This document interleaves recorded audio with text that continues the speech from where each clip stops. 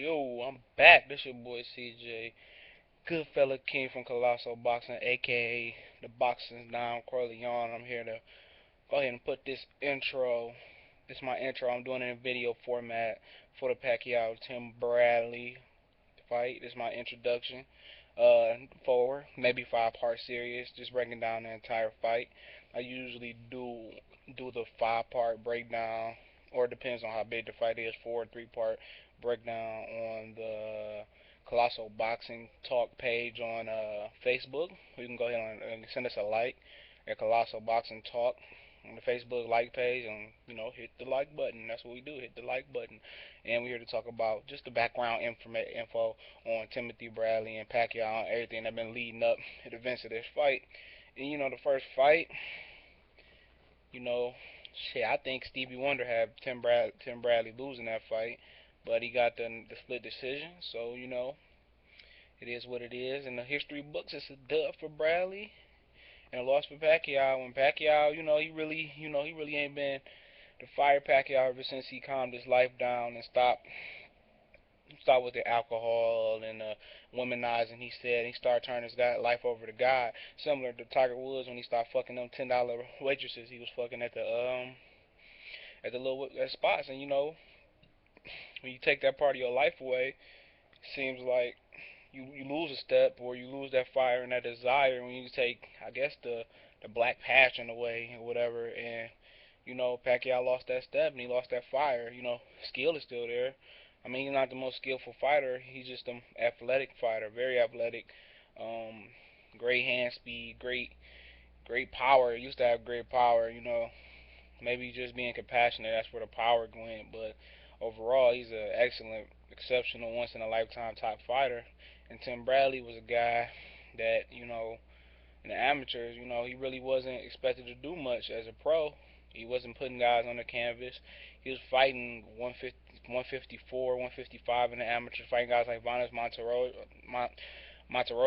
That was a high amateur. They actually won the tournament that they were fighting that one year, I think out in California, and he dropped Tim Bradley a couple times in that tournament, and their careers are totally at different spectrums. So that's where you really never can tell in the amateurs, because Vanes Monterosian is career is on life support, and Tim Bradley's career is on the upswing. He's making $6 million, dollar bills, y'all, fighting this fight. While Monterosian, he's picking up that 10K on ESPN now. So those just two spectrums. You just can't really when you come to amateur pro, you can't really compare that shit, man, because that shit's some bullshit. Talking about great amateur backgrounds, but going back into the Tim Bradley and the Pacquiao fight, talk about what Bradley gonna have to do. Bradley gonna have to do what he did in the Marquez fight, man. Fight smart. Uh, Shield. Use the shoulder to shield and give different looks in and out. Sometimes pressing the attack, turn his punches over a little bit more, create more power, which he did that fight. Learning to turn his punches over, slapping like a 9-year-old girl. But he's learning. I mean, he's learning, going to the body. He's generating a little bit more power from the torso, using his legs and turning over his punches instead of slapping with his punches. Um, he's got the confidence. I mean, even coming out the Ruslan fight, even though he said he was like almost 200 pounds, just all the depression from the Pacquiao fight, just all the slack he was taking, and then the foot surgeries he had for not wearing the socks, which he apparently broke and broke his right foot and sprung his left foot, or whichever way it went. And it was he was in deep depression. He came to the Ruslan fight. He said he wasn't in top shape, had to get in the sauna to make weight. But he came out like a true warrior, and it boosted his stock up. I mean, however you want to see the fight going, you want to say Ruslan won and he lost, but he put it all on the line and displayed some punching power that too many of us didn't think he had. Even at 140, not coming at 147, even though he's a naturally bigger guy than probably Ruslan is, just from fighting at higher weights in the amateurs, and even for Andre Ward at a point in the amateurs, and Tim Bradley. So, and then going to the Marquez fight, he looked skilled, he looked fast, he looked smarter than the Ruslan fight. He's just fighting like a dumbass in the Ruslan fight, exchanging with a savage beast like Ruslan Provodnikov.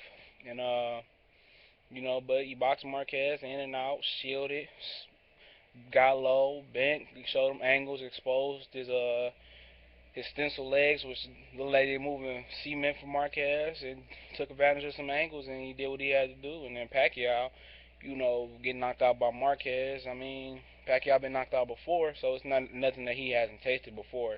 Knocked out a couple times, not on the chin but to the body, but just that psychologically knowing that he can bounce back from being knocked out before, I think helped Bradley, and then help Pacquiao, and then him and his wife laughing it off.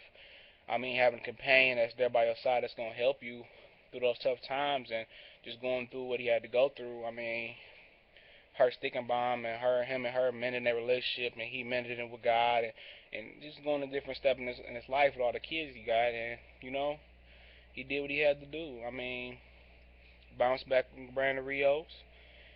To me, he looked like he was a safety first fighter coming back. I mean, like he didn't want to make a mistake, but he said Brandon Rios hurt him a little bit, touched him up a little bit, but really didn't do too much of damage to Pacquiao. I mean, Pacquiao outboxed him, outgunned him like a machine gun, but he was safety first. He kept distance, used the jab, didn't let as many combinations go because he wanted to be in divisive position. It showed a different element of Pacquiao, showing a more disciplined, a more patient Pacquiao, and still the same foot speed and amazing athletic ability that he shows, and showed that pretty much his chin was still there. But people say you can't measure him versus Brandon Rios, a lifetime lightweight, but it is what it is. He looked good.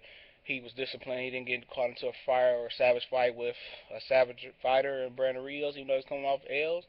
And in the background, other background news in this fight is Tim Bradley signed an extension and Pacquiao didn't.